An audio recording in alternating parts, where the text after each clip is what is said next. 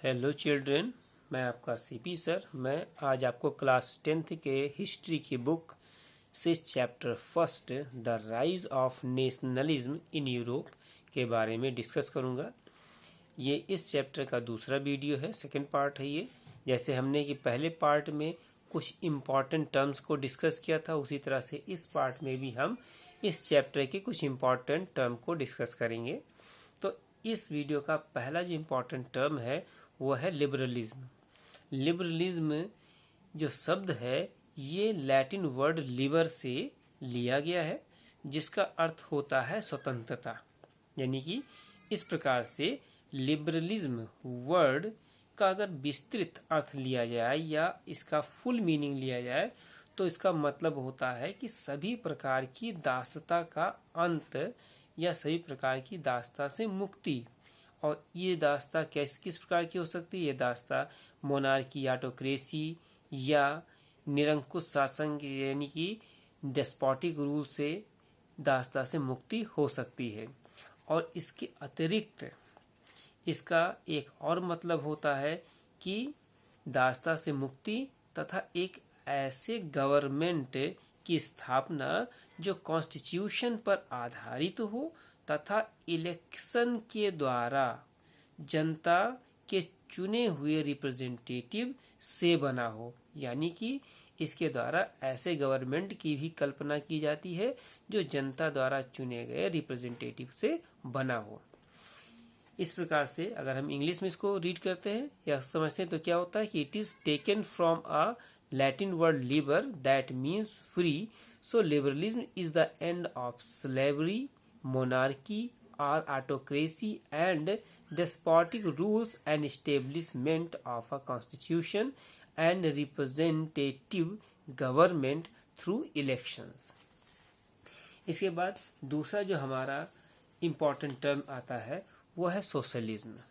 Socialism शब्द भी एक तरह से एक राजनैतिक या पॉलिटिकल आइडिया है जो इस विचारधारा पर आधारित होता है कि देश या किसी राज्य के सभी नागरिक समान हैं, यानी कि लॉ के सामने सभी समान हैं और उनका देश की समस्त धन एवं संपदा या उसकी संपत्ति पर बराबर का अधिकार होता है। यानी कि हम कह सकते हैं कि socialism is a political idea that is based on the belief that all people are equal and that money and property should be equally divided। यानी कि जो धन है पूरे देश की उसे सभी में बराबर का उसमें लोग हकदार हैं, इसका अर्थ हुआ। ये एक समाज, इसको हम समाजवाद भी कहते हैं हिंदी में। इसके बाद तीसरा जो इम्पोर्टेंट टर्म हमारा इस चैप्टर से आता है वो है रोमांटिसिज्म। तो रोमांटिसिज्म एक तरह का एक कल्चरल मूवमेंट था, यानी जिस तरह से आप कह सकते हैं कि रोमांटिसिज्म एक कल्चरल मूवमेंट था और यह यूरोप में प्रारंभ होने वाला एक विशेष प्रकार का मूवमेंट रहा है जिसने यूरोप के लोगों में अपने देश के प्रति प्रेम की भावना को पैदा कर दिया था या जागृत कर दिया था। वैसे ये एक कल्चरल मूवमेंट था जिसका मुख्य उद्देश्य लोगों में नेशनलिस्टिक फीलिंग्स को या देश के प्रति भावना को या देश के कल्चर, ट्रेडिशन, इसकी हिस्ट्री, इसके लैंग्वेज या लिटरेचर के प्रति सम्मान की भावना को बढ़ाना था या पैदा करना था। तो इस तरह से हम कह सकते हैं कि रोमांटिसिज्म का मतलब क्या होता है कि romanticism is a cultural movement which sought to develop a particular form of nationalistic sentiment. It also promote a feeling of collective heritage as the basis of the nation। मतलब देश के जो ट्रेडिशंस में, रीति रिवाजों में या हेरिटेज या विरासत में जो चीज़ें थीं, फीलिंग्स को पैदा करना, उनके बारे में फीलिंग्स को पैदा करना, लोगों के अंदर प्रेम भाव पैदा करना ताकि लोग अपने देश की चीज़ों का सम्मान कर सकें। इसके बाद अगला जो हमारा इम्पोर्टेंट जो आता है टर्म्स वो है कंजर्वेटिज्म। यानी कंजर्वेटिज्म क्या है? कंजर्वेटिज्म एक तरह से ऐसी विचारधारा है कि जो लोगों के अंदर पुरानी विचारों को और प्रोत्साहित करता है, को और बढ़ावा देता है। यानी हम कह सकते हैं कि कंजर्वेटिज्म एक राजनीतिक विचारधारा है जो किसी देश या राज्य में पुरानी परंपराओं यानी ट्रेडिशंस पर आधारित होता है। यानी पुरानी परंपराओं को जो क्या करता है, फॉलो करने के लिए प्रेस करता है या पुरानी परंपराओं को सपोर्ट करता है। यानी क्या था, ये ओल्ड रिजीम या एम्पायर या जो किंगशिप को सपोर्ट करता है, इस प्रकार का ये एक विचारधारा होती है।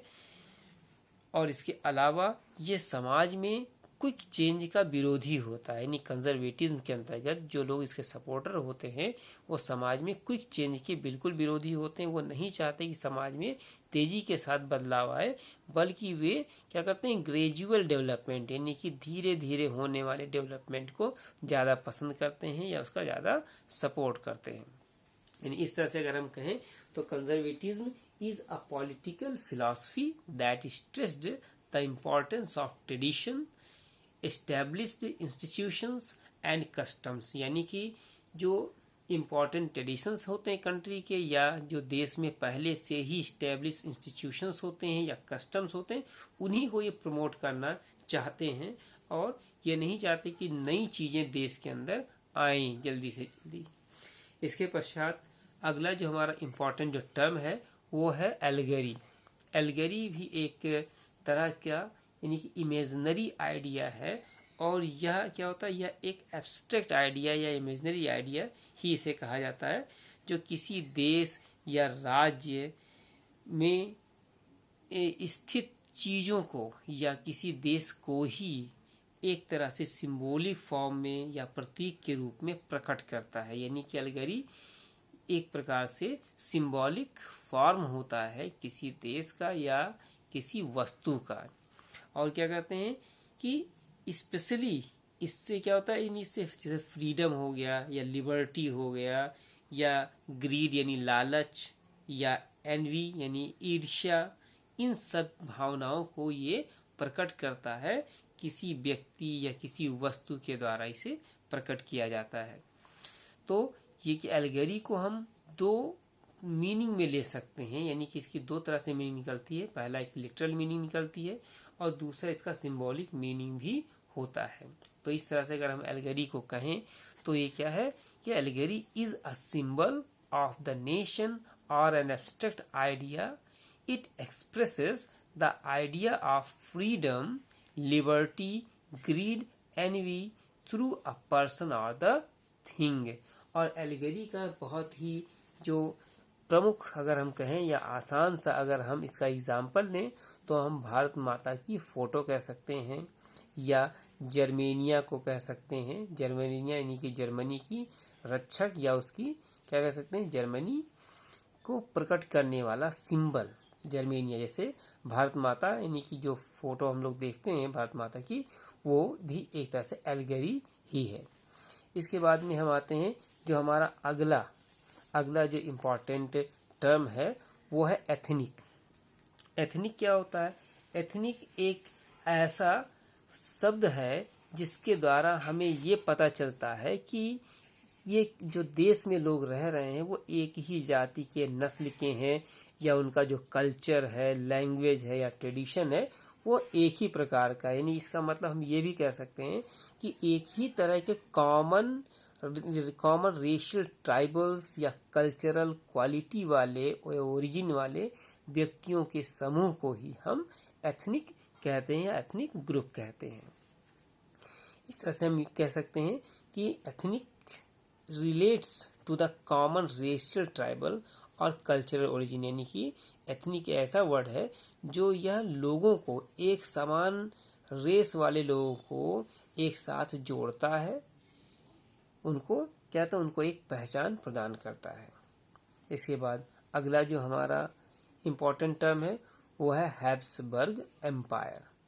हैब्सबर्ग एम्पायर जो वर्ड है ये उस एम्पायर को कहा जाता है जो कई छोटे छोटे राज्यों को मिला करके, देशों को मिला करके बना था। ये एक पैचवर्क था। ये ये एक प्रकार का पैच वर्क था यूरोप में, और इस पर मोस्टली क्या करता था, यानी कि मोस्टली जो ऑस्ट्रिया का प्रभाव ज़्यादा था।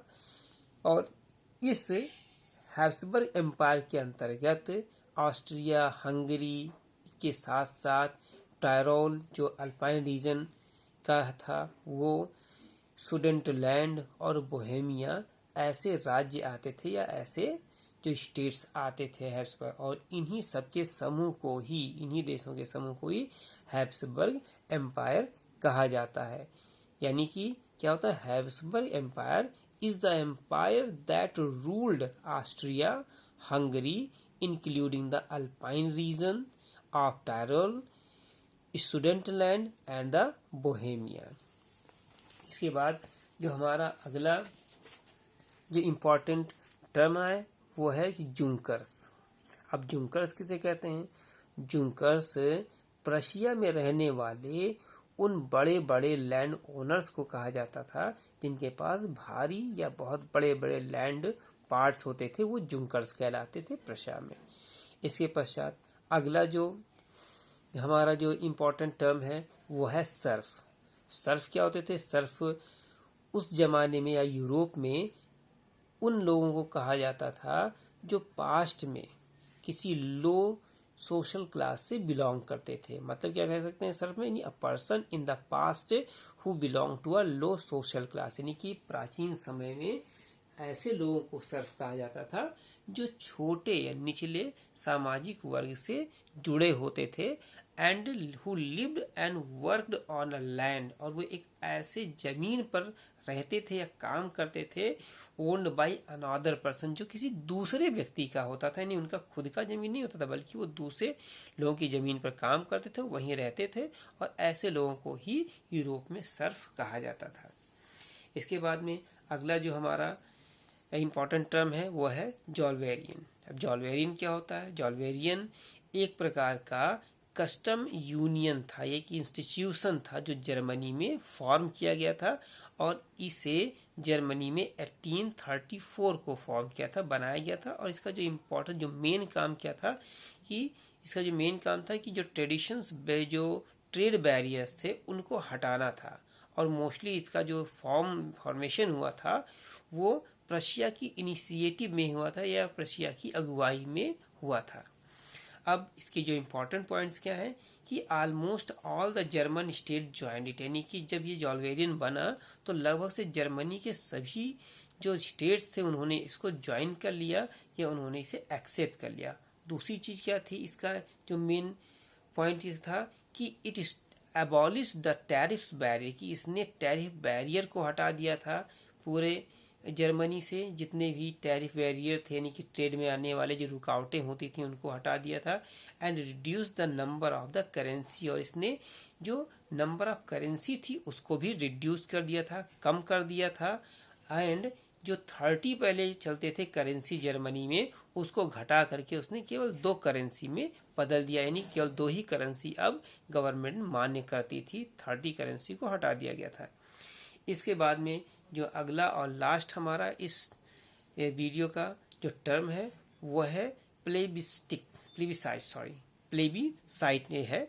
और प्लेबिसाइट क्या होता है? ये एक तरह का डायरेक्ट वोट होता है which all the people of a region are asked to accept और रिजेक्ट अ प्रपोजल। मतलब प्लेबिसाइट जो होता है एक तरह का डायरेक्ट वोट होता है जिसे किसी रीजन में रहने वाले लोगों को कहा जाता है कि वो इसका क्या करें, इसका प्रयोग करें किसी प्रपोजल को चुनने में या उसको एक्सेप्ट करने में या रिजेक्ट करने में। तो मेरे ख्याल से ये आपको वीडियो बहुत आपके लिए फ़ायदेमंद होगा, बेनिफिशियल होगा, और इसे आप नोट्स के रूप में भी बना सकते हैं।